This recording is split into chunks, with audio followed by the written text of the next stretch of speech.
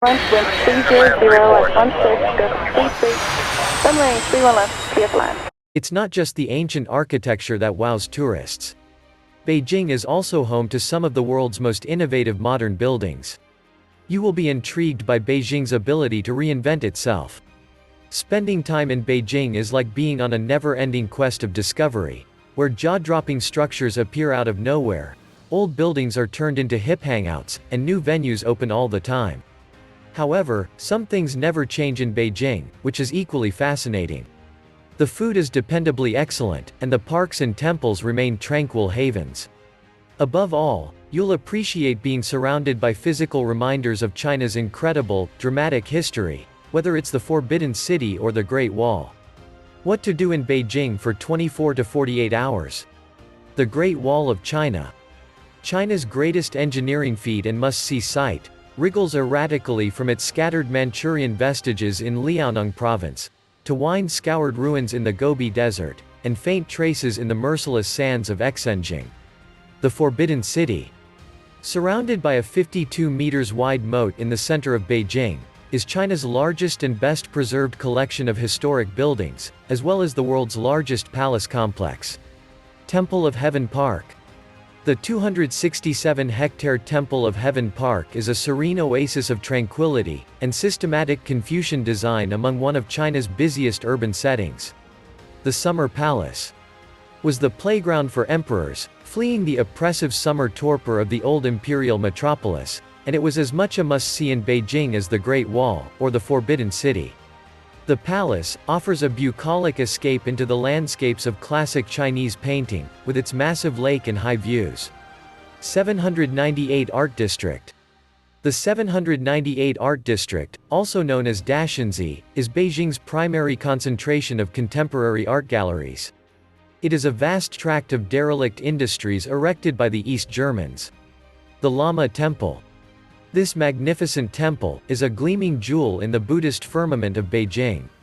If you only have time for one temple, make it this one, with riveting roofs, fantastic paintings, amazing ornamental arches, tapestries, eye-popping carpentry, Tibetan prayer wheels, tantric figures, and a superb pair of Chinese lions. Tiananmen Square. The world's largest public square, 440,000 square meters, surrounded by stern 1950s Soviet-style buildings, and bordered by white perimeter fences, is a vast flatland of paving stones in the middle of Beijing. Gate of Heavenly Peace.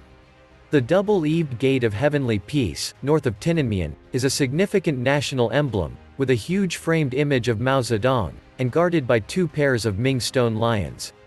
China's National Museum. Beijing's finest museum, is housed in a massive communist-style building, from the 1950s on the eastern side of Tiananmen, and it is definitely worth a visit. The ancient China show on the lower floor is excellent. This display could easily keep you occupied for a number of hours. The Bell Tower. A small gray stone tower, is undoubtedly more beautiful than its spectacular twin half, the Drum Tower, after which this region of Beijing is named. It also has the added benefit of having a balcony, from which to overlook its sister tower. Chairman Mao Memorial Hall. The sight of Mao Zedong's embalmed body, on public display within his tomb, is without a doubt one of Beijing's more bizarre sights. The Soviet-inspired Memorial Hall was built shortly after Mao's death in September 1976, and it is a conspicuous feature in the center of Tiananmen. Where to eat in Beijing? The Georg. The culinary menu of fusion cuisine fills a void in a city that is woefully deficient on foreign fine dining. Georg Jensen, a Copenhagen designer, has created a sophisticated, private room with Danish style and heritage silverware. Tasting plates with a Scandinavian twist are unique and inventive. The Crescent Moon Muslim Restaurant. Almost every street in Beijing has a Chinese Muslim restaurant. The majority are governed by Hu Muslims, who are Han Chinese, rather than ethnic minority Uyghurs, from the distant western province of Xinjiang.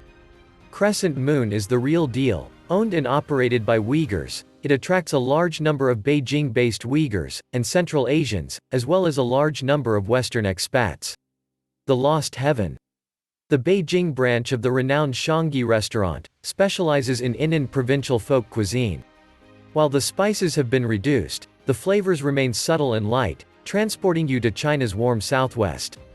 The Little Yunnan is one of the more down-to-earth inn and eateries in Beijing, run by youthful, pleasant personnel and set in a cute courtyard conversion. With wooden beams, flooring, and furnishings, the main room has a rustic vibe to it. The tables in the eaves are entertaining, and there is also seating in the little open-air courtyard near the entrance. Where to shop in Beijing? British-owned, this iconic Nanluogushang t-shirt shop Prince Ironic takes on Chinese culture onto its good-quality t-shirts and tops. Alien Street Market. This market, located just north of Artan Park and part of Beijing's Little Moscow sector, is crammed with a wide range of apparel and accessories. The Panjiayuan Market. Hands down the best place in Beijing to shop for art, crafts and antiques. Some stalls open every day, but the market is at its biggest and most lively on weekends, where you can find everything from calligraphy and cigarette ad posters to Buddha heads, ceramics, Qing Dynasty-style furniture and Tibetan carpets. The Shard Box Store. This intriguing family-run store crafts stunning, and one-of-a-kind shard boxes, bottles, and jewelry out of porcelain fragments, from Ming and Qing dynasties' vases, that were shattered during the Cultural Revolution. Nightlife in Beijing.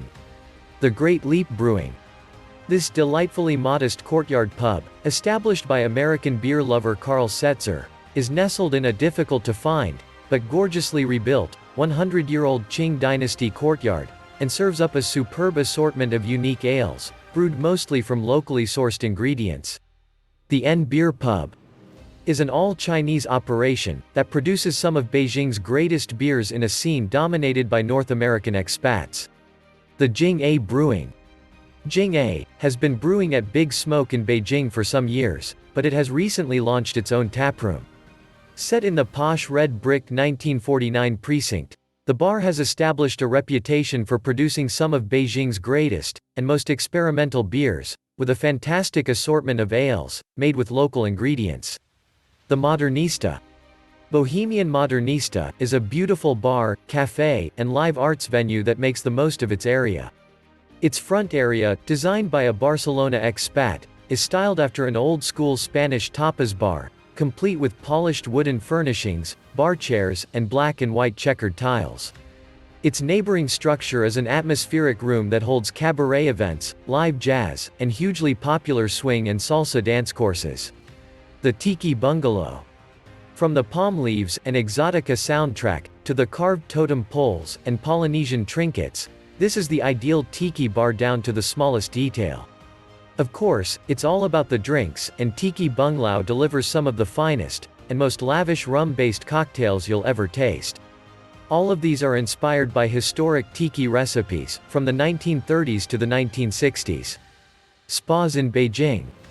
The Bodhi, which is Thai-owned, specializes in Western, Thai, and Chinese treatments. As one of Beijing's first high-quality but non-hotel spas, Bodhi takes pleasure in the fact that a treatment at the spa is an affordable escape. The Hummingbird Spa. Hummingbird Spa, which originated in Singapore, provides a variety of calming services to worldwide consumers, including massages, facials, body treatments, waxing, and nail care. Liangza Massage and Gym is a massage parlor chain, well recognized for their foot and various massage options, particularly those steeped on Chinese traditions and TCM principles.